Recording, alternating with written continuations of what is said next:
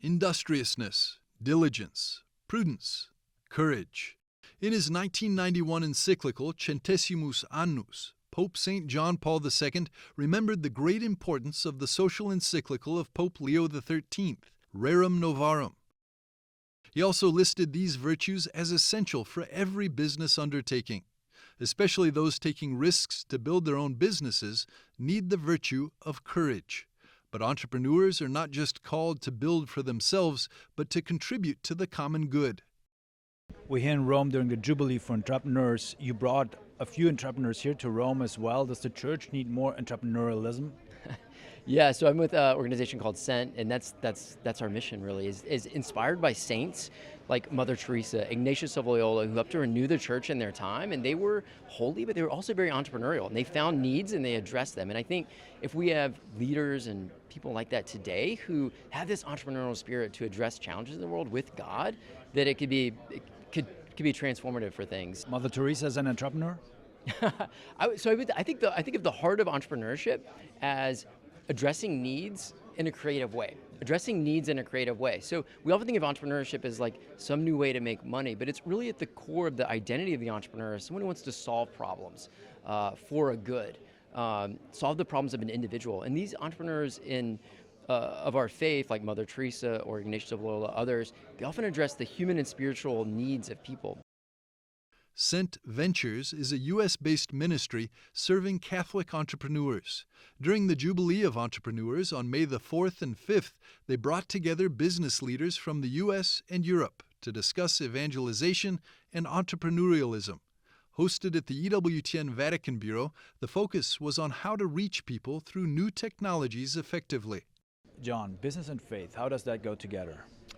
Well, I mean, they're not mutually exclusive. Business is an end, and the goal is just to make money or, grow something, and that's the end. Then it's not according to God's design. But if it's a means, if we use business as a means for good, for engaging the kingdom, for creating opportunities and employment for people, it can be a good in and of itself. And you think even of St. Paul as a great missionary. He was founding communities all over the world.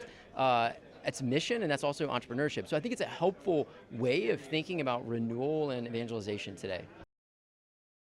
Another businessman who came to Rome during the Jubilee is Stephen Auth. He had a stellar career on Wall Street until he suffered a heart failure. Today he speaks openly about how this incident brought him to his knees.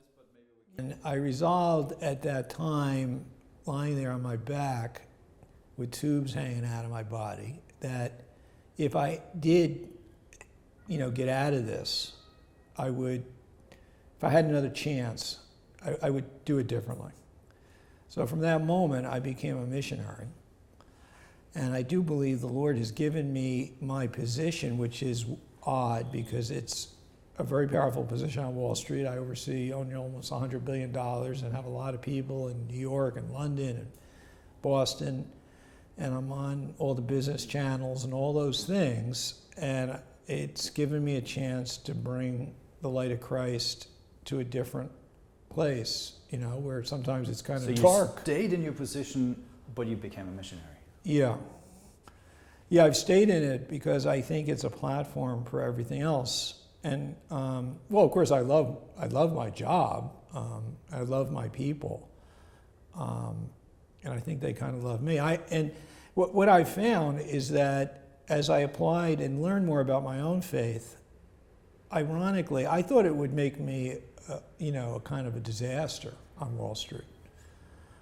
But incrementally, it made me better. The Jubilee of Entrepreneurs was overshadowed by the passing of Pope Francis and his funeral a few days earlier. The election of Pope Leo XIV brought new relevance to the topic of entrepreneurialism. Proprio sentendomi chiamato, he shared early on that he chose his name in honor of Pope Leo XIII. This pontiff wrote his encyclical, Rerum Novarum, in reaction to the Industrial Revolution.